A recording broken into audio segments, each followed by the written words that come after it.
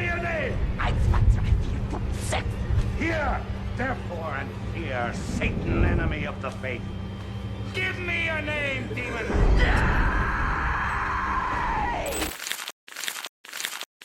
Hey yo guys, thank you buat kalian yang udah ngeklik video ini. Gimana kabar kalian hari ini? Menyenangkan, melelahkan, atau membagongkan? Yang semangat dong. Gak apa-apa guys, namanya juga hidup ya kan.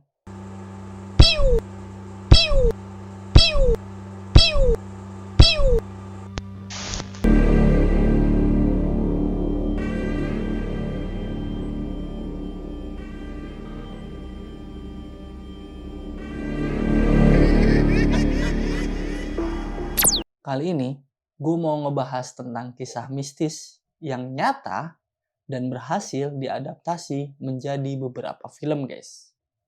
Kisah mistis ini tuh legendaris banget, yang terjadi kepada seseorang yang bernama Anneliese Michel. Seorang gadis Jerman ini telah melakukan 67 ritual pengusiran setan secara agama Katolik selama setahun sebelum kematiannya. Yap, saking menggemparkannya, kisah ini tuh sampai diangkat menjadi beberapa film. Tepatnya di tahun 2005 yang berjudul The Exorcist of Emily Rose dan 2006 sebagai pemenang penghargaan yang berjudul Requiem dan 2011 film yang berjudul The Exorcist Tapes. Ya, 3 film ini tuh sangat mencengangkan banget guys, bahkan peminatnya tuh banyak banget. Kalau kalian suka film-film horor, gue sangat rekomendasi film-film horor tersebut guys. Namun kalian jangan langsung cari filmnya lah guys, ya kali dengerin gue cerita dulu lah. Yuk langsung aja guys, tanpa babi bu, kita masuk ke kisah mistis yang dialami oleh Anneliese Michel. Anna Elizabeth Michel, atau yang disapa dengan Anneliese Michel, lahir pada tanggal 21 September 1952 di Leipzig, Bavaria, Jerman Barat. Jadi guys, Anneliese ini lahir dari keluarga yang sangat religius. Keluarganya adalah penganut Katolik Roma yang taat. Orang tuanya bernama Joseph dan ibunya bernama Anna. Keluarga mereka cukup sukses dalam bisnis. Sebenarnya, Anneliese ini punya kakak perempuan yang telah meninggal. Kakaknya ini berusia 8 tahun guys. Ya, kakaknya meninggal ini karena disebabkan oleh suatu penyakit, yaitu gagal ginjal. Kakaknya ini bernama Martha. Jadi, walaupun Michel ini anak kedua, dia menjadi kakak tertua dari 3 adik perempuannya yang bernama Gertrude, Barbara, dan Roswitha. Anneliese ini guys dikenal sebagai anak yang periang, cerdas, dan gadis yang mudah beradaptasi dengan baik. Ya seperti remaja pada umumnya gitu guys. Dan ia juga taat kepada agamanya, di mana ia melakukan misa di gereja selama seminggu 2 kali guys. Namun ketika usianya Anneliese menginjak 16 tahun, kehidupan Anneliese ini mulai berubah drastis. Tepatnya pada tahun 1968 saat ia duduk di kelas, ia tiba-tiba pingsan, tapi Anneliese ini menganggap cuma kelelahan biasa. Malam berikutnya, ia terbangun saat tengah malam dan mendapati dirinya tidak dapat bergerak, merasakan tekanan di bawah perutnya dan keluar urin. Ia tidak bisa meminta tolong karena lidahnya terasa lumpuh karena kejadian itu. Kejadian ini berlangsung selama 15 menit. Fenomena ini tuh mungkin dikenal seperti ketindihan atau sleep paralysis gitu guys.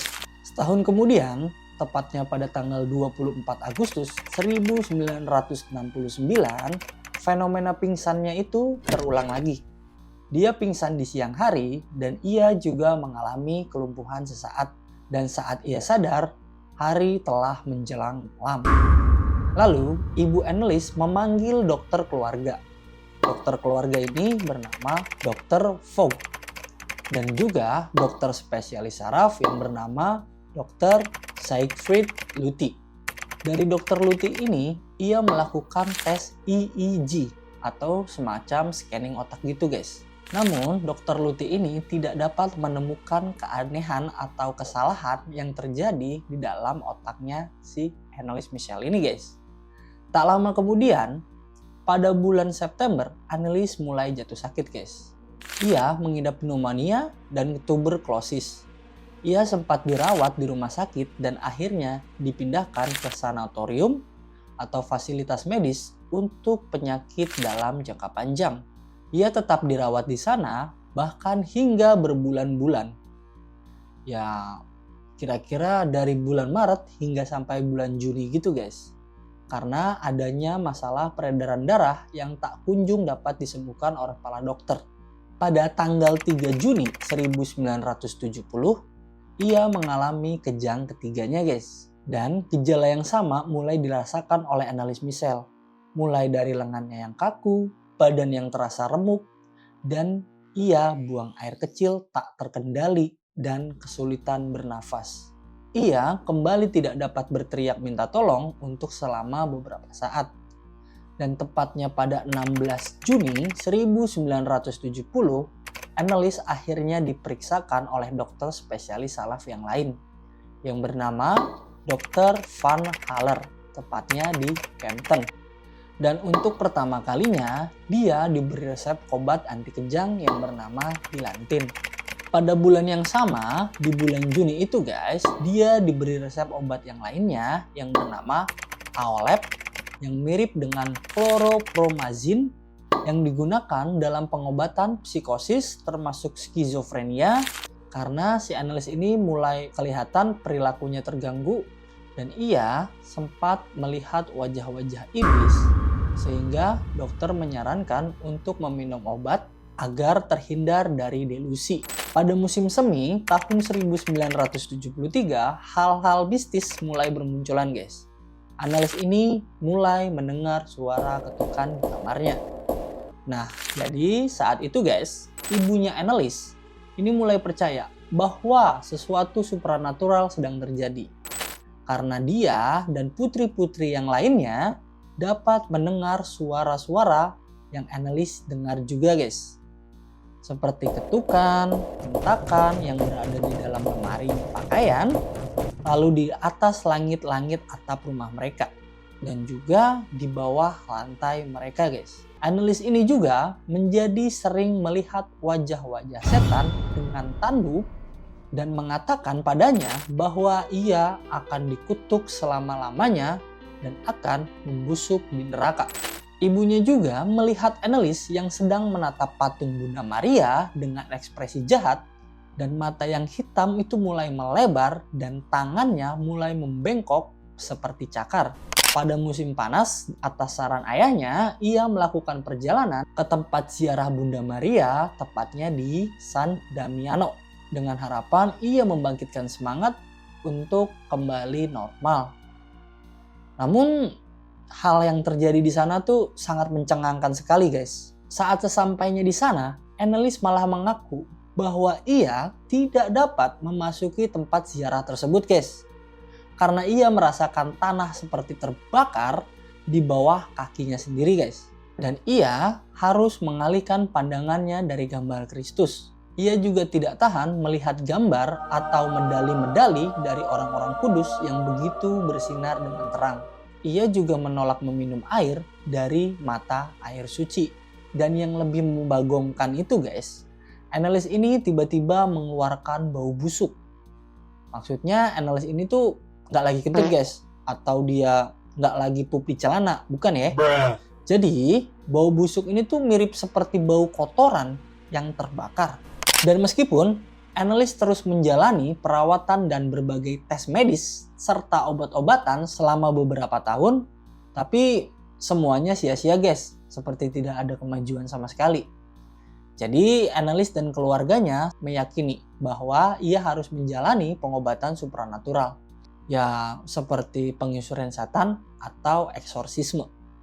Di tahun yang sama, pada tahun 1973, saat itu usia Annelies sudah memasuki usia 21 tahun.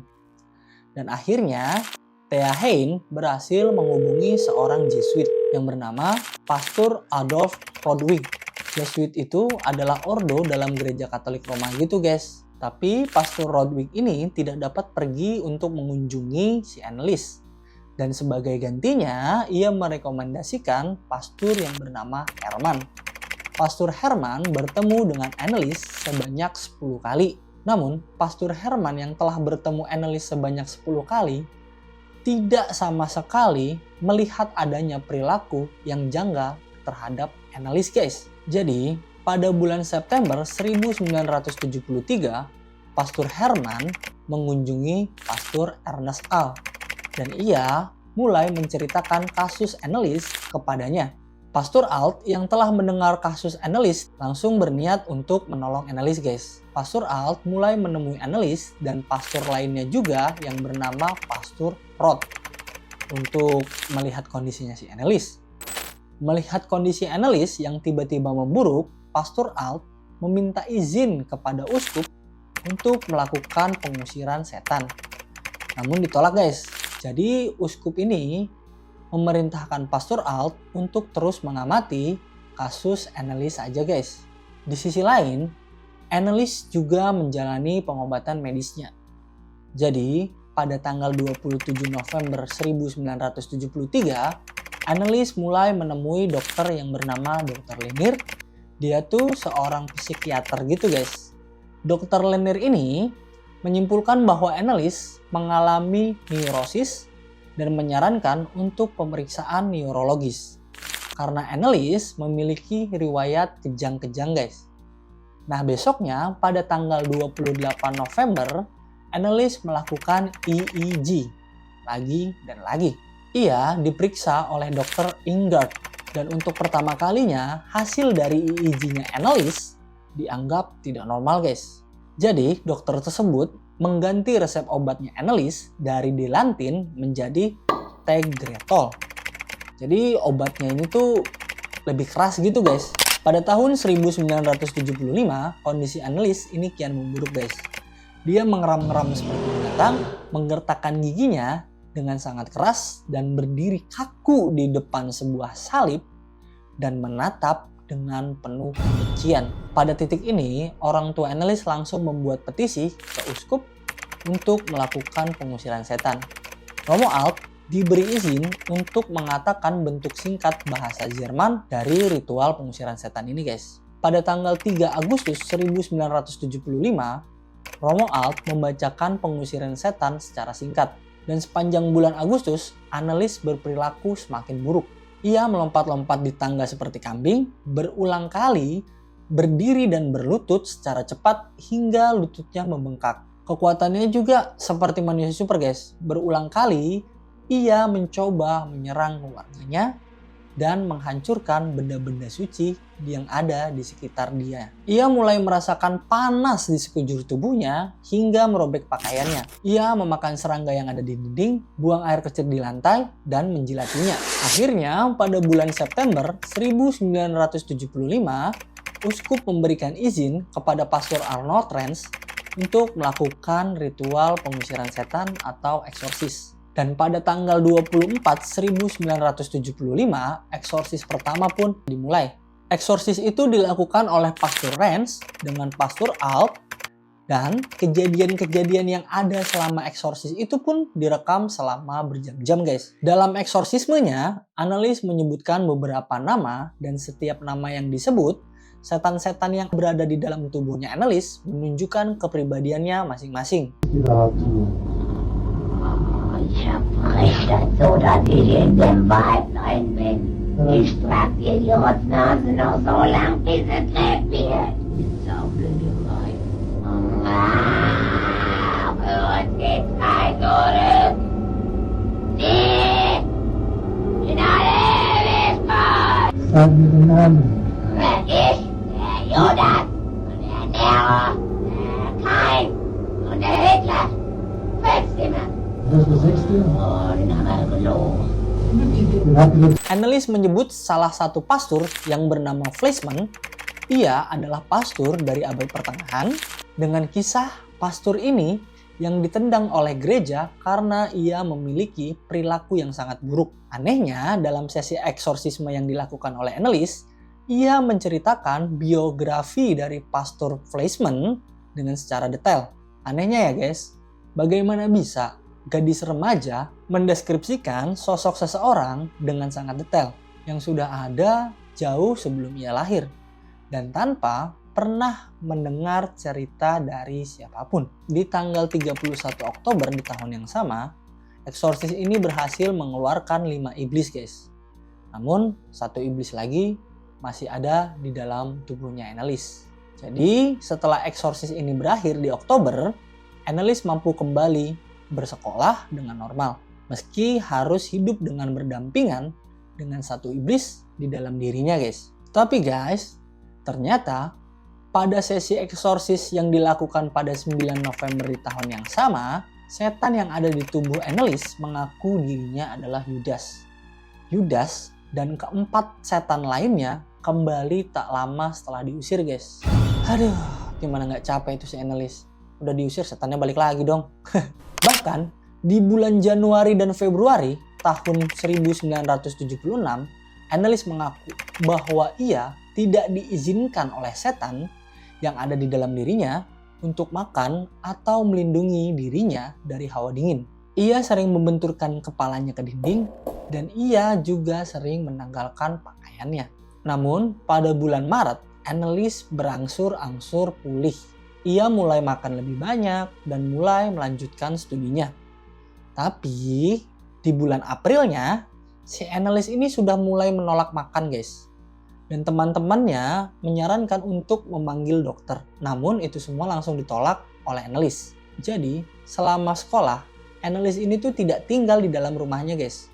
Namun ia tinggal di sebuah asrama yang berada di sekolahnya guys. Lalu pada tanggal 10 Mei 1976, Annelies dibawa pulang oleh keluarganya untuk kembali ke rumah. Di rumahnya, Annelies kondisinya tuh kian memburuk guys.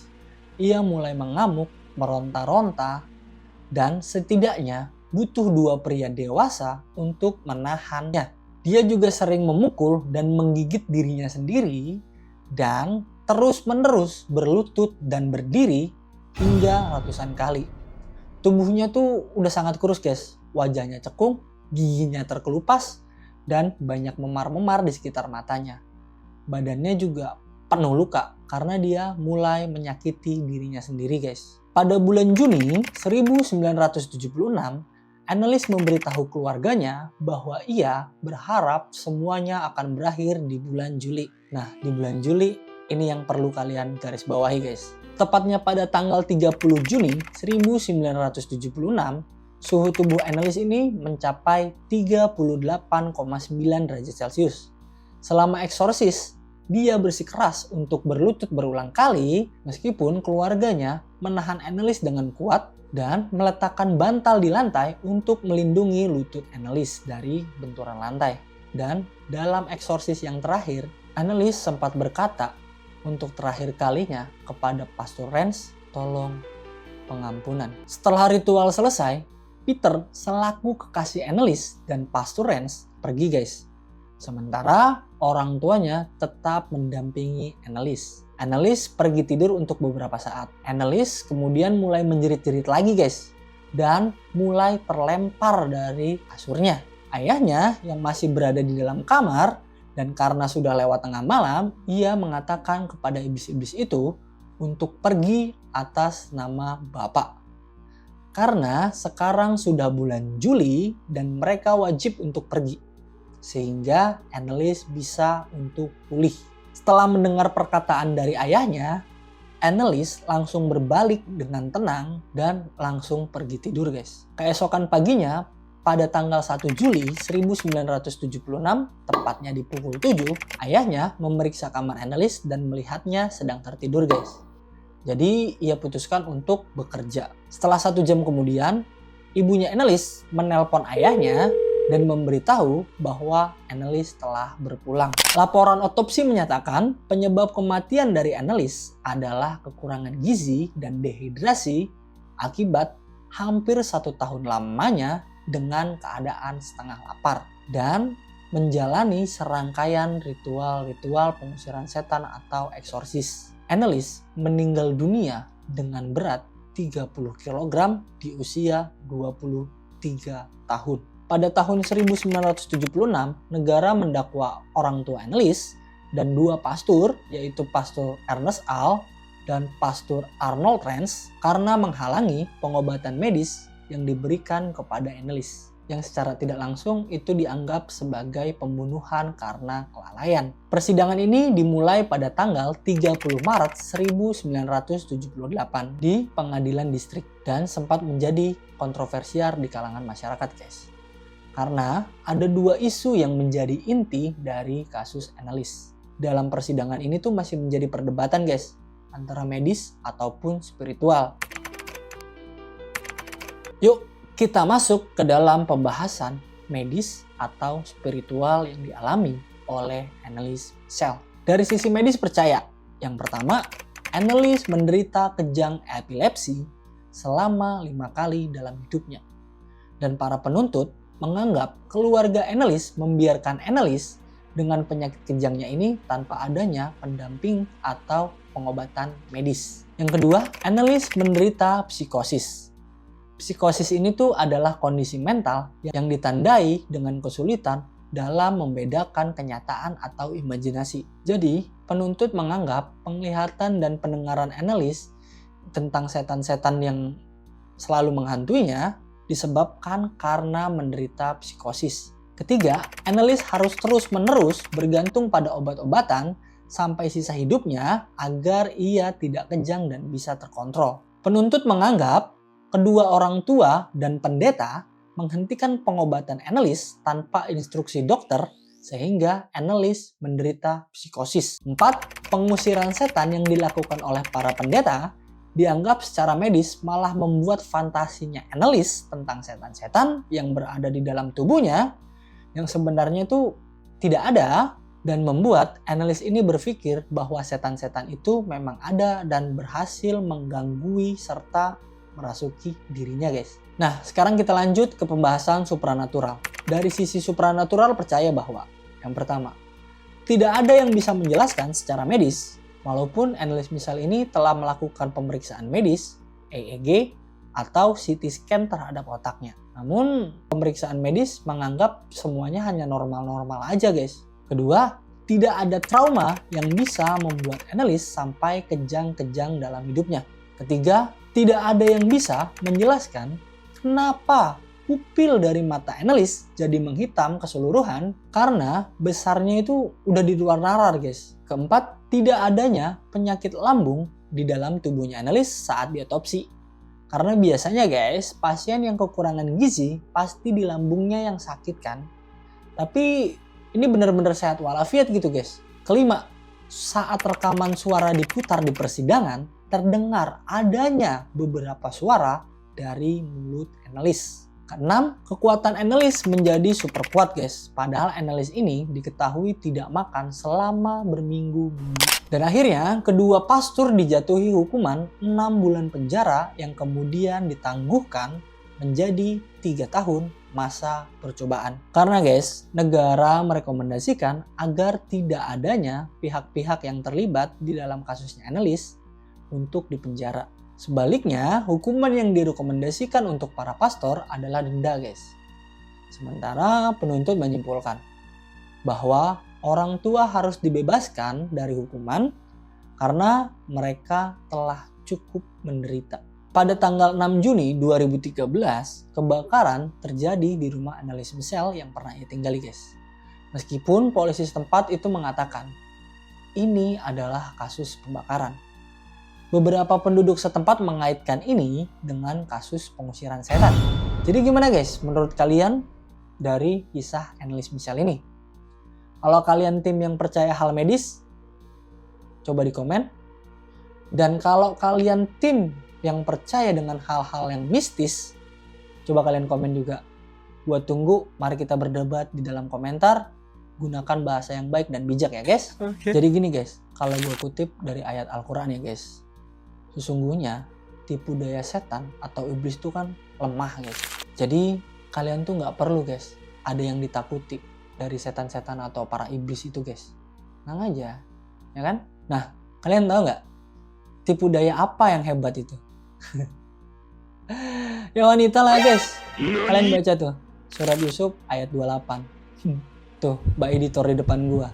Cengengesan aja dari tadi. Thanks banget ya guys buat kalian yang udah nemenin gua dari awal sampai akhir video. Jika kalian suka dengan pembahasan konten hari ini, coba klik like-nya lah, ya kan? Jangan lupa juga di-subscribe biar kalian nggak ketinggalan pembahasan kita di video-video selanjutnya ya guys. Nama gue Dika, see you at next video.